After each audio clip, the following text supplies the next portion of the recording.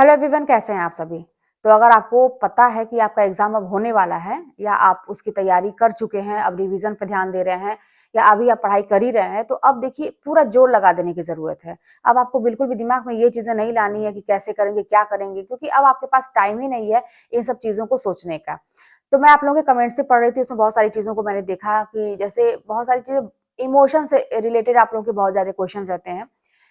देखिए क्या है ना कि जब एग्जाम नजदीक आएगा कि तरह तरह की भावनाएं आपके मन में उठेंगी, ऐसी ऐसी बातें भी आपके दिमाग में आएंगी जिसको नहीं आना रहता है, क्योंकि पढ़ते समय दिमाग को एकाग्र करते हैं। जब दिमाग एकाग्र होता है तो वो फिर ऐसी चीजों को भी ला के सामने रखता है ना कि जिसकी जरूरत नहीं होती है। अब वहां पे अपने आप को हमें कंट्रोल करना पड़ेगा कि फिलहाल उस सब चीज को टाइम, उस सब चीज का टाइम नहीं है सोचने का, अभी हमारे पढ़ने का टाइम है, तो ये आप सोच के काम करें।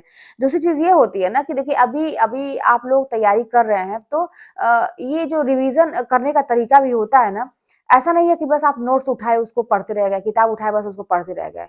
अ, आपको ऐसा लगेगा कि आपको चीजें तैयार हो गई हैं। जैसे मेरे साथ कुछ लोग पढ़ाने वाले भी हैं, मेरे जानने वाले भी हैं, जो लोग वो लोग फॉर्म भरे हैं टीजीटी पीजीटी का, तो उनकी तैयारी होती है, तो हो रही है, तो वो लोग जैसे मुझसे डिस्कस करते हैं, तो ये एक मतलब सुनने में आता है ना कि पढ़ रहे हैं बस। किताब मैंने लिया है, नोट्स है मेरे पास, या तो बहुत पहले का अब उन्होंने बना के रखा है या किसी का मिल गया है, जो भी है। मतलब वो एक तरह से कहा जाए ना कि एक्टिव मोड में नहीं है ना। ऐसे बहुत सारे लोग होंगे जो एक्टिव मोड में नहीं होंगे, उनको ऐसा लग रहा होगा कि किताबें लेके पढ़ तो रहे ही है, नोट्स हमारे पास ऑलरेडी किसी का मिल गया है या हमने बहुत पहले का कभी का बनाया है, उसको हम देख रहे हैं। तो ये जो देखते रहना है ना, बस रीड करते रहना है ना, इससे आप बिल्कुल परीक्षा निकाल नहीं पाएंगे। अभी तो आपको ऐसा लगेगा ना कि ठीक है, चलो समझ में आ गया, मेरा ये चीज तैयार है, ठीक है। तो लेकिन जब तक आप क्वेश्चन सॉल्व नहीं करेंगे और नए नए चीजों को, क्वेश्चन में भी नए नए क्वेश्चन को अटेम्प्ट नहीं करेंगे, तब तक आपकी तैयारी जो है अच्छे से नहीं होगी। तो कहते हैं ना कि अभ्यास बहुत ही जरूरी होता है हर चीज का। आप रिवीजन करिए, बिना नोट्स के रिवीजन किए, बिना किताब के रिवीजन किए ऐसा नहीं है कि आपका काम चल जाएगा, ये तो करना ही करना है। लेकिन आपको ये जो कहते हैं ना कि क्वेश्चन सॉल्व करना, टेस्ट देना, ये बहुत ही जरूरी है, नहीं तो इससे आपका अभ्यास अधूरा ही रह जाएगा। आप लोग मुझसे बार बार पूछते हैं कि कहाँ से आपने टेस्ट दिया था, तो मैं बता चुकी हूँ कि जहाँ पे मैंने कोचिंग ली थी अतुल्य अकेडमी का, वहीं से मैंने टेक्स्ट बुक परचेस किया था। और एक टेलीग्राम पे जो बहुत सारे हमारे हिंदी साहित्य से जुड़े हुए चैनल है, वहां पे भी टेस्ट कराए जाते हैं।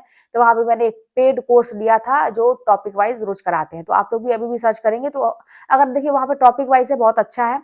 क्योंकि एक टॉपिक लोग देते हैं तो आप उसको तैयार करिए, दूसरे दिन टेस्ट दीजिए, तो आपको समझ ये लगता है ना, उसी बहाने आप पढ़ पाते हैं। देखिए क्या था ना कि मुझे भी टेस्ट, ये जो टॉपिक वाइज था लेने का, ऐसा नहीं था कि बहुत कुछ ऐसा क्वेश्चन वो था कि आपको एग्जाम में वही आ जाएंगे। बस बात ये थी ना कि आप एक रूटीन में रहते हैं, जब आपके ऊपर एक जिम्मेदारी रहती है कि कल आपको टेस्ट देना है और इतने लोगों के बीच में देना है, तो एक होता है ना कि जिसको अपनी इज्जत प्यारी होती है, या जो ये सोचता है कि मुझे कल टॉप में रहना है, तो वो फिर इसी बहाने से पढ़ेगा। तो मेरे साथ भी ऐसा ही था, क्योंकि मैंने ये देखा था कि जब भी ऐसा होता है ना कि आप फ्री रहते हैं पढ़ाई के मामले में या किसी भी मामले में फ्री रहते हैं ना, तो देखिए दूसरों का काम आप बड़े हिसाब से करते हैं, लेकिन जहां अपने काम की बात आती है वहां आप लापरवाही कर जाते हैं, छोड़ो जाने दो, कल कर लेते हैं, कल कर लेते हैं। तो मेरे साथ भी ऐसा ही था कि जब पढ़ाई करने का होता था तो अपने ऊपर जब रहता था कि फ्री हैं तो रहने दो, आज नहीं कल, अरे चलो इसका तो कुछ टेस्ट तो हो नहीं है नहीं, तो रहने दो इसको। तो ऐसे वो चीज छूट जाती थी। और वैसे क्या था कि आपको एक चीज मिलती है कि आपको पढ़ना, तो इसी बहाने आपका आपका रिवीजन मतलब जल्दी से ही रिवीजन होता है। अगर मान के चलिए कि 1 घंटे भी आप रिवीजन कर रहे हैं तो हो तो रही हैं चीजें।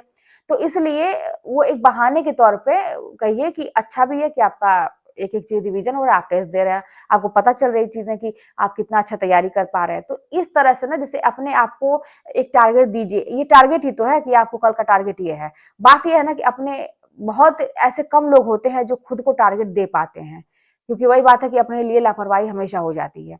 मैं तो करती थी, मैं अपने आप को टारगेट देती थी, लेकिन यही है कि बहुत सारे लोग नहीं, अगर देते भी हैं तो वो कंप्लीट नहीं कर पाते। जैसा कि आप लोगों के कमेंट्स भी आते हैं कि टारगेट टाइम टेबल सब बनता है, लेकिन वो है कि वो कंप्लीट नहीं हो पाता। इसलिए नहीं हो पाता है कि अपने लिए लापरवाही इंसान करता है। तो ये चीज देखिए अभी आपको सोचना पड़ेगा, क्योंकि एग्जाम अगर सिर पे है तो यही मौका है। और आप ये मत सोचिए कि 70-80 नंबर पे हो आ जाए मेरा, या 90 नंबर आ जाए। या बहुत लोग ये परेशान रहते हैं कट ऑफ कितना जाता है, इस पर परेशान रहते हैं। भाई इस पे मत सोचिए, हमेशा आप ये सोचिए कि अगर आपके 125 प्रश्न है तो आपको 125 प्रश्न पूरे सही होने चाहिए। वो तो सबको पता है कि गलत तो होंगे ही उसमें से। तो लेकिन अब जब पूरा का टारगेट लेके चलेंगे, पूरे नंबर का टारगेट लेके चलेंगे, तो आप उसमें से कम होते, होते, होते भी जितना भी होंगे, लेकिन आप एवरेज जो कहते हैं ना, जो आपकी कट ऑफ आएगी उससे ऊपर ही रहेंगे। तो एकदम बॉर्डर पे रहने का कभी मत सोचिए, हमेशा टॉप पे रहने का सोचिए, तो आप बॉर्डर पे रहेंगे। तो ये चीज़ें थोड़ा-सा दिमाग में रख के अपना काम करिए और अपने इमोशन को फिलहाल कंट्रोल करने की ज़रूरत है, क्योंकि इमोशन ऐसी चीज़ होती है ना कि आज है, कल नहीं है ना? तो आज के डेट में नहीं होनी चाहिए। आपको इतना समझ होना चाहिए कि आज के डेट में किसी के प्रति कोई इमोशन नहीं होना चाहिए, क्योंकि अगर आप किसी को लेके इमोशनल बहुत ज़्यादा हैं, तो वहाँ पे आपका पढ़ाई एकदम से डिस्टर्ब होगा। और क्योंकि तैयारी करने का समय है ये, पढ़ने का समय है ये, हर चीज़ का समय होता है। तो कहते हैं सही समय पे सही तरीके से किया गया वार जो होता है ना, वही आपको सफलता दिलाता है। और एक चीज़ मैं कहूँगी कि अगर आप अपने क्षेत्र में, जिस भी क्षेत्र में है, मान लीजिए पढ़ाई के क्षेत्र में है, तो आप अगर उस आपको काम अपना करने आता है, जैसे कि पढ़ने की बात मैं करूँ, अगर आपको पढ़ाई ढंग से करने आती है ना, कि कैसे पढ़ें और अपने मन को वश में करके कैसे पढ़ें, ठीक है? आपको ये काम बस आता है कि पढ़ने का तरीका आपको पता है, तो दुनिया की कोई ताकत आपको रोक नहीं सकती है। सफलता आज नहीं तो कल आपको 100% मिलेगी, ठीक है? तो यही चीज़ है कि बस ये तरीका जो होता है ना, कि सही तरीका, क्योंकि देखिए मेहनत करने वाले बहुत सारे लोग होते हैं। एक गधा भी मेहनत करता है, घोड़ा भी मेहनत करता है। तो आप लंबी रेस के घोड़े बनने का प्रयास करिए, क्योंकि दिमाग का यूज़ करिए और स्मार्ट स्टडी करिए।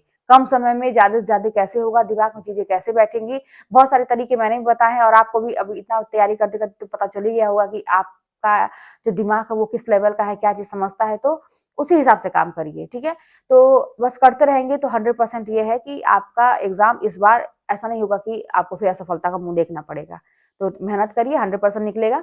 चलिए मिलते हैं नेक्स्ट वीडियो में, कोई बात होगी तो कमेंट के माध्यम से बताइएगा, चैनल पर नए सब्सक्राइब कर लीजिएगा, शेयर करिएगा। मिलते हैं नेक्स्ट वीडियो में।